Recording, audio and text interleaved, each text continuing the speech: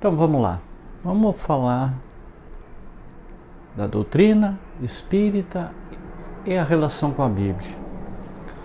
O Livro dos Espíritos, como sequência natural da Bíblia, por mais que os bíblicos literalistas contestem e que as religiões cristãs dogmáticas protestem, há uma verdade que não se pode esconder. O Livro dos Espíritos é uma sequência histórica e desenvolvimento natural da Bíblia. Note que eu falei histórica e desenvolvimento natural. Mesmo que alguns espíritas não concordem com isto, mas se atentasse melhor para a sua doutrina, examinassem o assunto à luz das obras básicas da doutrina, eles iriam compreender a verdade. E Allan Kardec afirmou e demonstrou que a doutrina espírita ela é a continuação do cristianismo. Veja-se o que ele escreveu a respeito da introdução e no primeiro capítulo do Evangelho segundo o Espiritismo. Então veja também a sua teoria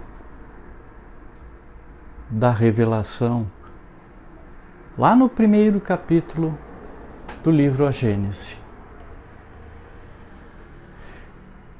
E consulte-se o livro básico dos pontos referentes ao problema. A primeira revelação do cristianismo, ela foi feita através de Moisés e dos profetas e codificada na Bíblia. Esta codificação anunciava a vinda do Messias e, portanto, outra revelação. Cumprindo a profecia, a segunda revelação, ela veio com o Cristo e ela foi codificada nos Evangelhos. Mas essa codificação, ela anuncia outra vinda, a do Espírito de verdade, que se manifestou a Kardec e deu-lhe os ensinamentos codificados lá no Livro dos Espíritos. Esta codificação, a da terceira revelação, que não anuncia mais nenhuma, porque nela está a revelação cristã, ela se completa, abrindo definitivamente as portas da mediunidade para o diálogo do visível com o invisível. Então, estando as portas abertas, a revelação cristã ela flui naturalmente daqui para diante, sem necessidade das divisões históricas do início. Por isso, e para isso, é que a doutrina espírita ela não se fecha numa estrutura dogmática e eclesiástica ou teológica, como queiram falar. Perdão, Kardec afirmou que a doutrina espírita é a chave da Bíblia e dos Evangelhos. Todos nós que estudamos esse problema sem sujeição a dogmatismos e seitas, sabem que não se pode compreender as duas codificações anteriores sem o auxílio dessa posterior. Porque a sequência histórica é também uma sequência lógica.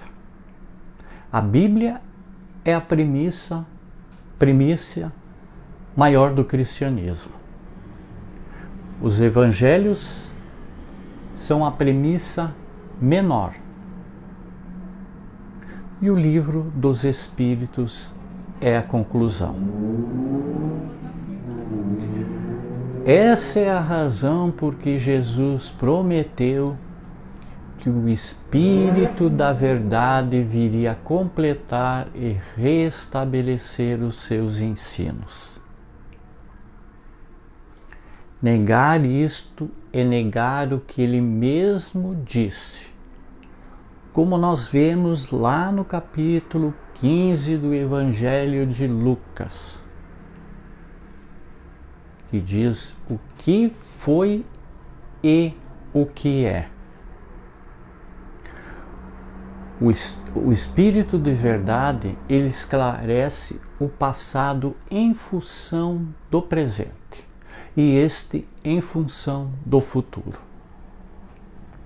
Então, a compreensão espírita em face dos textos antigos e suas dificuldades. Todo apego aos velhos textos não se justifica diante dos novos, que nos foram legados por Kardec, sob a orientação do Espírito da Verdade. Então a doutrina espírita se enfeita de exageros bíblicos ou evangélicos, esta nas condições do remendo de pano novo, que se quer aplicar ao pano velho. Mas isso não quer dizer, evidentemente, que se deva tirar ao lixo o pano velho. Porque todo exagero é condenável, por conduzir infalivelmente ao erro. Então consideramos, portanto, errados em sua posição doutrinária tanto os que condenam a Bíblia como pano velho e imprestável, quanto os que a consideram como a palavra de Deus. E Kardec é o primeiro a nos dar exemplo da atitude que devemos tomar em face da Bíblia. Basta-nos a leitura dos seus livros para compreendermos que ele não ia tanto ao mar, nem tanto à terra. Nisso, como em tudo, sua atitude era sensata, equilibrada, serena, compreensível e, sobretudo, natural. Então, o espírita está de posse de uma doutrina que esclarece todos os problemas humanos, que lança uma luz bastante clara sobre a história e que, exatamente por isso, não lhe permite atitudes extremadas. Ali uns outros não veem senão um aspecto, um lado da coisa analisada. O espírita, ou a doutrina espírita, ele tem a obrigação de ver mais, de enxergar mais fundo. No caso da Bíblia e do Evangelho, essa obrigação se torna ainda maior, pois essas duas codificações referente às duas revelações que antecederam a doutrina espírita representam fases fundamentais da preparação do Espiritismo. Temos o direito e até mesmo dever de analisar os textos antigos. Mas nós não temos o direito de procurar destruí-los ou negá-los. Nada mais fácil do que encontrar erros históricos e contradições nos textos antigos. Muita tinta e muito papel já se gastou com isso, principalmente no caso da Bíblia. Mas nem a Bíblia, nem outros textos submetidos a esse processo de análise agressiva tiveram o seu prestígio diminuído ou sequer arranhado. A força de livros como a Bíblia, ela não está no seu conteúdo racional, na sua coerência histórica ou na sua coerência moral e religiosa. Ela está na tradição e no sopro espiritual, que lhes impregnam as páginas. Então o leitor da Bíblia, ele repele as análises modernas como heréticas e mais fundamente se apega ao seu livro. O mesmo se dá com os textos evangélicos. Quanto mais combatidos, mais se impuseram no mundo.